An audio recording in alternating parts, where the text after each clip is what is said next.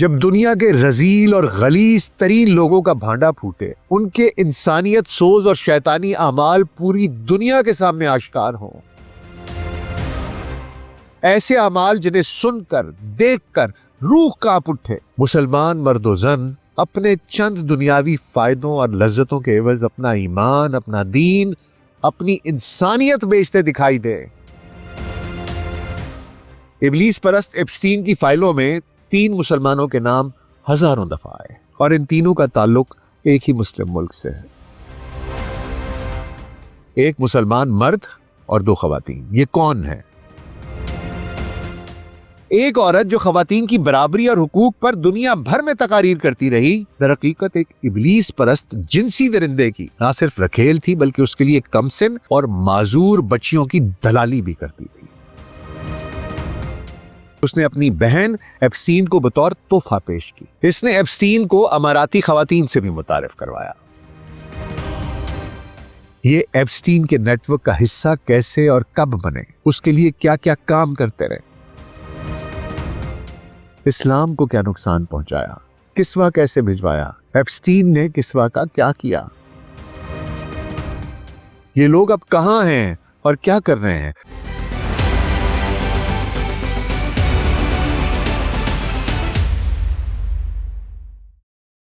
Global search podcast doctor Nasir Baig کے ساتھ ابھی خدمت میں حاضر ہیں جی۔ السلام علیکم۔ کون ہے تارک آئین رسول مختار؟ مصلحت وقت کی ہے کس کے عمل کا معیار، کس کی آنکھوں میں سمایا ہے شعر اغیار، ہو گئی کس کی نگاہ طرز سلف سے بیزار، قلب میں سوز نہیں روح میں احساس نہیں، کچھ بھی پیغام محمد کا تمہیں پاس نہیں، جا کے ہوتے ہیں مساجد میں سفارا تو غریب، زحمت روزہ جو کرتے ہیں گوارا تو غریب، نام لیتا ہے اگر کوئی ہمارا تو غریب، پردہ رکھتا ہے اگر کوئی تمہارا تو غریب، عمرا نشائے دولت میں ہے غافل ہم سے، زندہ ہے ملت بیضا غربا کے تم سے، واعظ قوم کی وہ پختہ خیالی نہ رہی، برق طبعی نہ رہی، شعلہ مقالی نہ رہی، رہ گئی رسم اذاں روح بلالی نہ رہی، فلسفہ رہ گیا تلقین غزالی نہ رہی، مسجدیں مرثیہ خواں ہیں کہ نمازی نہ رہے، یعنی وہ صاحب اوصاف حجازی نہ رہے، شور ہے ہو گئے دنیا سے مسلمان نابود، ہم یہ کہتے ہیں کہ تھے بھی کہیں مسلم موجود، وضع میں تم ہو نصارہ تو تمدن میں ہنود، یہ مسلمان ہے جنہیں دیکھ کے شرمائیں یہود، یوں تو سید بھی ہو مرزا بھی ہو افغان بھی ہو، تم سبھی کچھ ہو، بتاؤ تو مسلمان بھی ہو۔ آج پوڈ کاسٹ کا آغاز اقبال کے جواب شکوہ سے ہے۔ کیوں؟ آپ کو پتہ چل جائے گا۔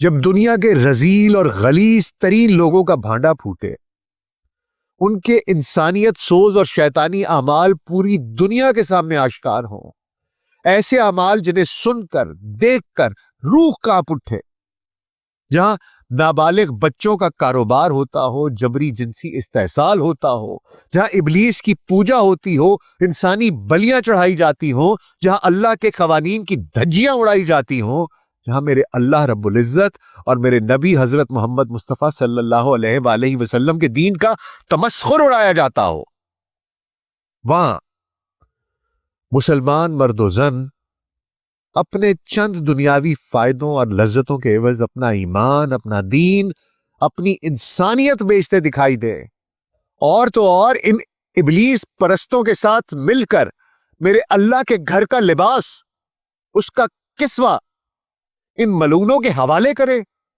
اسے زمین پر بچھا کر اس کی بے حرمتی کریں تو دل پھٹ جاتا ہے۔ ابلیس پرست ایپسٹین کی فائلوں میں 3 مسلمانوں کے نام ہزاروں دفعہ آئے اور ان تینوں کا تعلق ایک ہی مسلم ملک سے ہے۔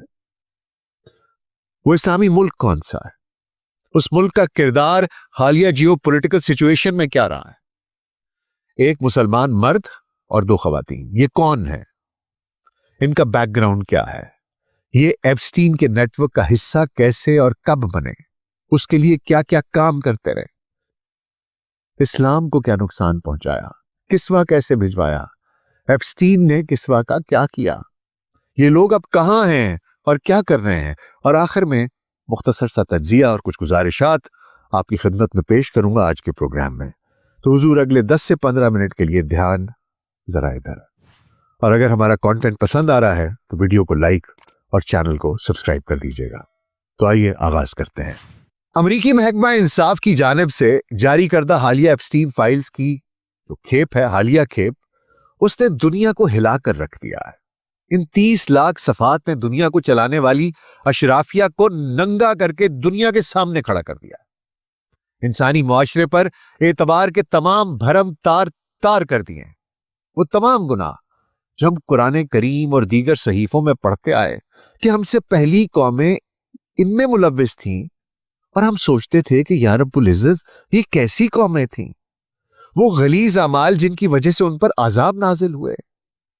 ان فائلوں سے پتہ چلتا ہے کہ آج کی اس دنیا کو چلانے والے بڑے بڑے سیاستدان، بزنس مین، سائنسدان، مشہور، طاقتور اور با اثر ترین افراد اس سے بھی گھٹیا اور غلیظ گناہوں کے مرتکب ہیں. ان لوگوں کے ناموں اور گھناؤنے کرتوتوں کی فہرست بہت طویل ہے، لیکن اس فہرست میں 3 مسلمانوں کا ذکر ہزاروں بار ہوا، اور ان تینوں کا تعلق بالواسطہ یا بلا واسطہ متحدہ عرب امارات سے جڑتا ہے. وہ متحدہ عرب امارات جس کے بارے میں ہم آپ کو پوڈ کاسٹ میں بتاتے رہے ہیں کہ حالیہ جیو پولیٹیکل سیناریو میں اس کا کردار کیا رہا ہے، بالخصوص مشرق وسطیٰ اور افریقہ میں.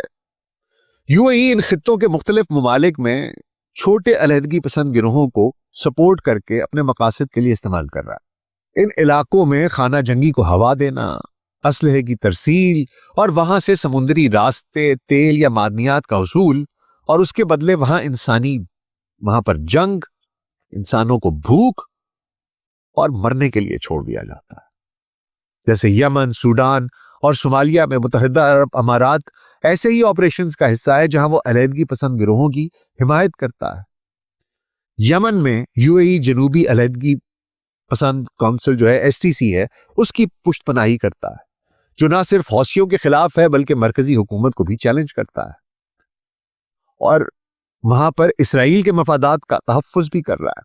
اور UAE وہاں پر اپنے گروہوں کے ساتھ مل کر جو ایجنڈا چلا رہا ہے اس کو باقی کے جو دیگر ممالک ہیں GCC کے، وہ اپنے لیے خطرہ سمجھتے ہیں، سعودی عرب خاص طور پر. اور گزشتہ ماہ سعودی عرب نے یمن میں UAE کے قافلے پر فضائی حملہ کیا، اور اس کے بعد STC اور UAE وہاں سے چپکے سے کھسک لی. افریقہ میں متحدہ عرب امارات سوڈان میں ریپڈ سپورٹ فورسز جو ہمیتی کی ہے اس کو ہتھیار اور مالی مدد فراہم کرتا ہے، جو جنگ میں تباہی پھیلا رہا ہے. سوڈان میں اس وقت دنیا میں سب سے زیادہ لوگ ہیں جن کے سر پہ چھت نہیں ہے، اور اس کے عوض امارات وہاں سے سونا سمگل کرتا ہے. صومالیہ میں صومالی لینڈ کی علیحدگی کو سپورٹ کرتا ہے، جہاں وہ بندرگاہیں بنا کر وسائل کا استحصال کر رہا ہے. وہاں پر بھی اسرائیل کی موجودگی ہے، اور اسی کے عزائم کو، اسی کے مفادات کو، ان کو تحفظ دیا جا رہا ہے. اور یہ تمام علیحدگی کی جو تحریکیں ہیں ان کو استعمال کر کے علاقائی کمزوریاں پیدا کرنے کا منصوبہ ہے. یہی کیا جا رہا ہے. UAE نے اسرائیل کے ساتھ ابراہیم معاہدے پر دستخط کر رکھے ہیں، اور وہ مشرق وسطیٰ میں اسرائیل کا قریب ترین اتحادی ہے. یہی نہیں، UAE پر اسرائیلی صہیونی ایجنڈے کے لیے کام کرنے کے بارہا الزامات لگ چکے ہیں، ثبوت مل چکے ہیں. جیسے یمن میں STC کی مدد ہو، سوڈان میں RSF ہو، صومالیہ میں صومالی لینڈ ہو. حال ہی میں سعودی عرب سے اس کی دوری اس بات کی گواہی ہے کہ UAE علیحدگی کی تحریکوں کا فائدہ اٹھا رہا ہے، نہ صرف اپنا ایجنڈا چلا رہا ہے بلکہ اسرائیلی مفادات کا تحفظ بھی کر رہا ہے. حال ہی میں UAE نے اپنے طلباء کو اسلامک اسٹیٹ کی خوف سے، اس کے خدشے سے برطانیہ کی یونیورسٹیوں میں داخلہ نہ لینے کی ہدایت کی، اور کہا کہ جی ہم آپ کو کوئی بھی وظیفہ نہیں دیں گے اگر آپ وہاں گئے تو. اس کے علاوہ سوئٹزرلینڈ کی ایلپ سروسز کو 5.7 ملین یورو دیے تاکہ مغرب میں اسلام مخالف پروپیگنڈا پھیلایا جا سکے. ان کی اپنی اندرونی رپورٹ میں انکشاف ہوا ہے کہ اسرائیلی جو ہے وہ اماراتی وسائل اور افسران کو اپنے عزائم کے حصول کے لیے ماتحتوں کی طرح استعمال کر رہا ہے. اور اب ایپسٹین فائلز کے بعد امارات سے تعلق رکھنے والے 3 لوگوں کے نام سامنے آئے ہیں جو ایپسٹین کے نیٹ ورک کا حصہ تھے، جو اس کے لیے انسانی سمگلنگ اور دلالی کرتے تھے۔ آئیے آپ کو ان سے ملواتا ہوں۔ اس شخص سے ملیے جو اس ملعون درندے کے ساتھ کھڑا کسوہ کعبہ کو زمین پہ بچھائے اس کا معائنہ کر رہا ہے۔ کسوہ کا یہ ٹکڑا اس نے اس ابلیس پرست ایپسٹین کو تحفے میں دیا ہے۔ اس کا نام سلطان احمد بن سلیم ہے، جس نے UAE حکومت اور اسرائیل، صہیونیوں اور موساد کے درمیان پل کا کردار ادا کیا۔ سلطان احمد بن سلیم متحدہ عرب امارات کا ایک اہم تاجر ہے۔ اس کی پیدائش 1955 میں دبئی میں ہوئی، جو اس وقت کروشل سٹیٹس کا حصہ تھا۔ 2026 میں اب اس کی عمر 71 برس کے قریب ہے۔ اس کا تعلق امارات کے با اثر سلیم خاندان سے ہے، جو دبئی کے قدیم کاروباری اور سیاسی اثر و رسوخ رکھنے والے خاندانوں میں سے ایک ہے۔ اس کا باپ دبئی کے حکمران مکتوم فیملی اس کا کلیدی مشیر تھا۔ ابتدائی زندگی میں سلطان کو سمندری کاروبار کا شوق تھا، کیونکہ یہ اس کا خاندانی پیشہ بھی تھا، شعبہ اس سے منسلک تھا۔ اس نے امریکہ کی ٹیمپل یونیورسٹی سے اکنامکس میں BSc کی ڈگری حاصل کی۔ شادی شدہ ہے۔ اس کے 3 بیٹوں کے نام لیے جاتے ہیں، ایک کا نام غنیم ہے، ایک کا عبداللہ اور ایک احمد سلطان بن سلیم۔ یہ ایک انتہائی امیر اور بااثر شخص ہے۔ کہا جاتا ہے کہ ایسٹرن ہیمسفیئر میں کوئی بھی بحری جہاز اس کے علم کے بغیر حرکت نہیں کرتا۔ اس سے آپ اس کی طاقت کا اندازہ لگا سکتے ہیں۔ پروفیشنل لائف میں بھی یہ انتہائی کامیاب شخص ہے۔ 1985 میں وہ جبل علی فری زون اس کا بانی چیئرمین بنا، جو اب 75,000 سے زیادہ کمپنیوں کا مرکز ہے۔ اس نے نخیل کمپنی قائم کی جو پام آئیلینڈ جیسی آئیکونک پروجیکٹس بناتی ہے۔ Dubai multi commodity centre DMCC بھی اسی کی کاوش ہے، جو سونا، ہیرے اور دیگر کموڈٹیز کا بازار ہے۔ 2007 میں وہ Dubai port world DP world کا چیئرمین بنا اور 2016 میں گروپ چیئرمین اور CEO بنا۔ DP ورلڈ ایک گلوبل لاجسٹک کمپنی ہے جو 80 سے زیادہ ممالک میں کام کرتی ہے اور دنیا کا 10% کارگو DP ورلڈ ہینڈل کرتی ہے۔ وہ Dubai executive council, UAE federal tax authority, ان دونوں کا بھی ممبر ہے اور اس کے علاوہ ہائپر ون کا چیئرمین بھی ہے۔ آپ اندازہ لگا سکتے ہیں کہ کتنا پیسے والا، کتنا کامیاب بزنس مین اور کس طرح کے اثر و رسوخ والا انسان ہے۔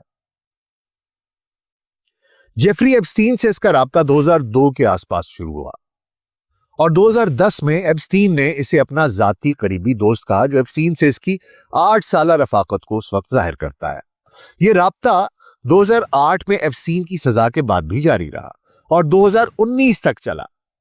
ای میل سے پتہ چلتا ہے کہ وہ جنسی تعلقات، کاروبار اور سیاست پر بات کرتے تھے۔ مثال کے طور پر 2015 میں سلطان نے لکھا کہ وہ 2 سال پہلے ملی تھی، امریکن یونیورسٹی آف دبئی میں پڑھتی تھی، شادی ہو گئی تھی لیکن اب میرے پاس واپس آ گئی ہے۔ یہ میرے زندگی کا بہترین جنسی تجربہ تھا، حیرت انگیز جسم۔ میں اس کی زندگی کی غلاظت پر زیادہ بات نہیں کرنا چاہتا، لیکن جو سب سے بڑا اور سنگین ظلم سلطان سلیم سے سرزد ہوا وہ ایپسٹین کو کسوہ کعبہ کا ٹکڑا تحفے میں دینا تھا۔ مسلمانوں کے سب سے مقدس مقام کا لباس، جس کی حرمت پر ہم سب قربان۔ تصاویر میں کسوہ فرش پر قالین کی طرح بچھا ہے اور یہ دونوں ملعون شخص گویا اس کا معائنہ کر رہے ہیں، جو کسوہ کعبہ کی توہین ہے، صریحاً۔ میں نے پہلے بھی ایک ویڈیو میں عرض کیا تھا کہ ابلیس کے پجاری، یہ جو کالے جادو بھی کرتے ہیں اور جو اس کی پوجا کرتے ہیں، جو اس سے اپنی طاقت لیتے ہیں، وہ اسے خوش کرنے کے لیے انسانی بلیاں چڑھاتے ہیں، مقدس صحیفوں، مقدس مقامات اور مقدس اشیاء کی بے حرمتی کرتے ہیں، غلاظت ان کے اوپر پھینکتے ہیں۔ اور مجھے یقین ہے کہ یہ ابلیس کا پجاری اس کے بعد کسوہ کعبہ کی اس نے بے حرمتی کی ہے، کیونکہ اس کے سامان سے بعد میں یہ کسوہ کعبہ برآمد نہیں ہوا اور اس سب کا سلطان سلیم کو علم تھا۔ آپ اس شخص کے بیمار ذہن کا اندازہ 2009 کی ایک ای میل سے لگائیے، جس میں اس نے ایپسٹین کو تشدد کی ایک ویڈیو بھیجی۔ جس پر ایپسٹین نے کہا مجھے تشدد کی ویڈیو بہت پسند آئی.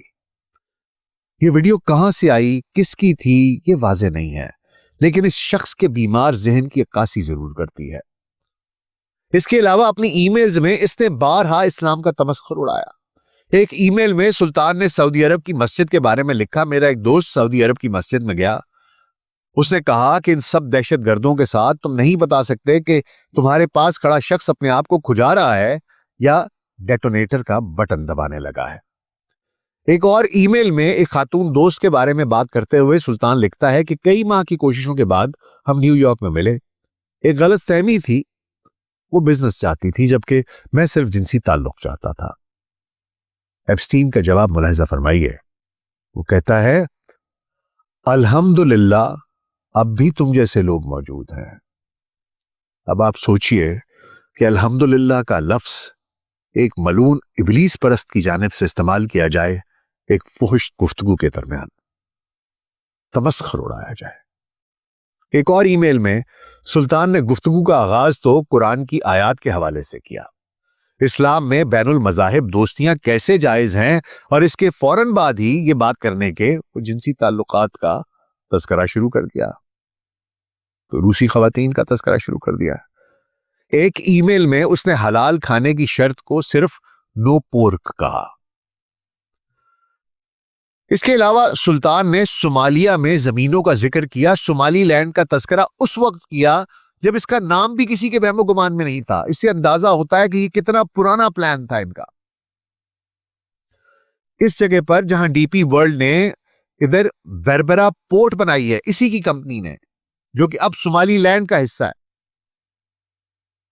جو یہ آپ کو بتاتا ہے کہ یو اے کی جو علیحدگی کی حمایت کی حکمت عملی ہے، اس سے وہ بھی آشکار ہوتی ہے اور کس طریقے سے اسرائیل اور ان صہیونیوں کے مفادات کو تحفظ دیا جاتا ہے. پھر اس نے سابق MI6 اور موساد ایجنٹس کو لیبیا کے منجمد اثاثے حاصل کرنے کے لیے استعمال کرنے پر بھی بات کی. ایک روسی مسوس جو مساج کرنے والی ہوتی ہیں خواتین، ان کو ترکی میں ٹریننگ دینے کی اس نے بات کی، جس کو بعد ازاں استعمال کیا جانا تھا بلیک میل اور یہ جو سارے کا سارا دھندا تھا اس کے اندر. سلطان نے ایپسٹین کو کئی لڑکیوں سے متعارف کروایا اور جنسی ملاقاتوں کا ذکر کیا.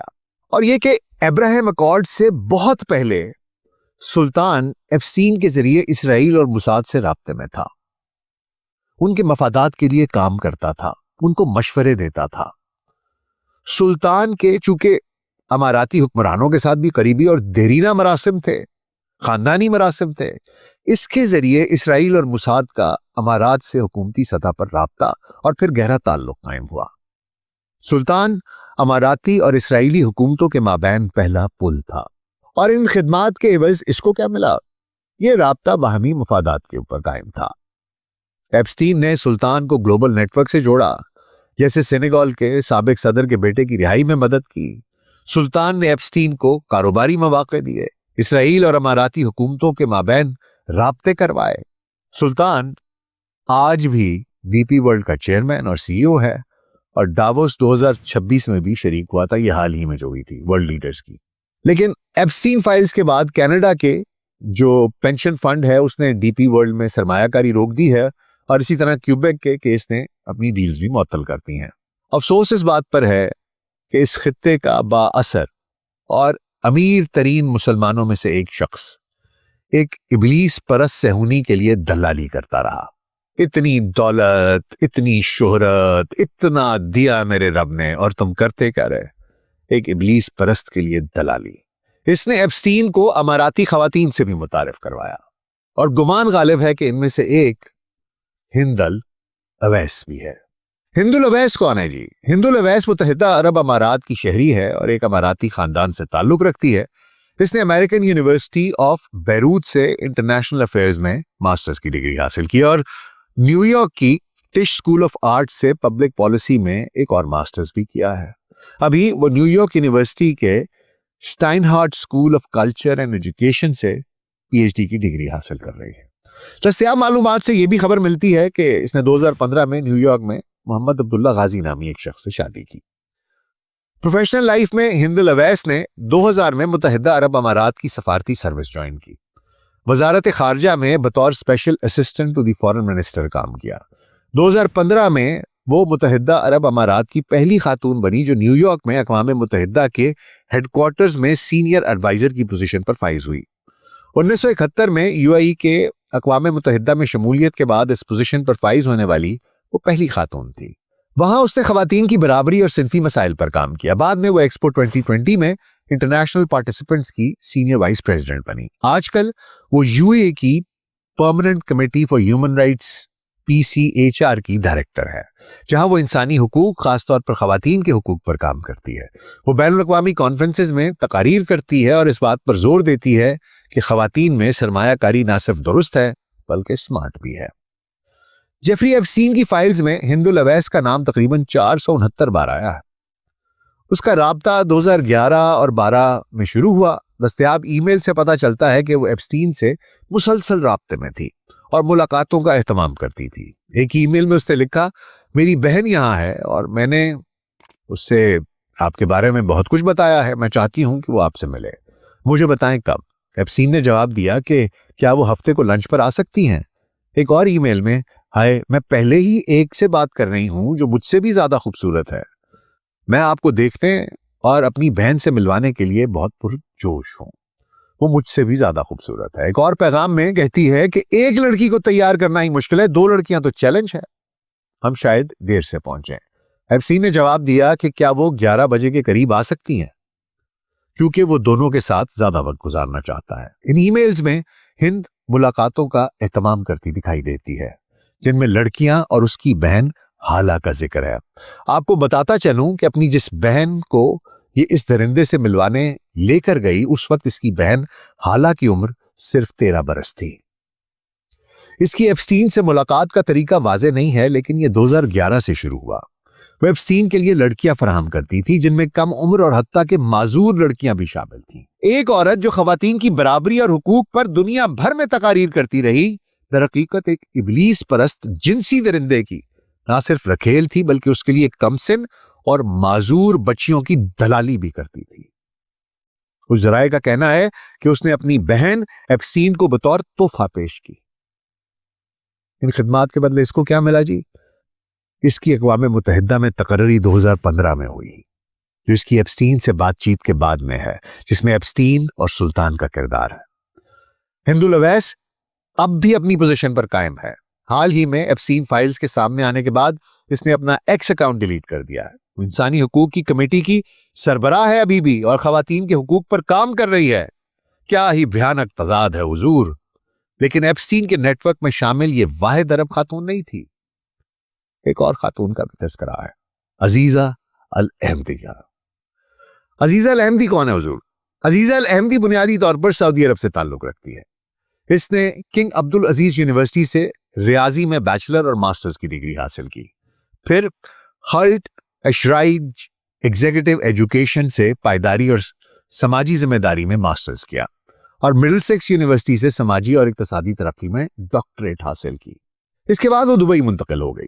وہ دبئی میں بوسپنی گیمز کی بانی اور CEO ہے، جو موبائل گیمز بناتی ہے اور شائع کرتی ہے۔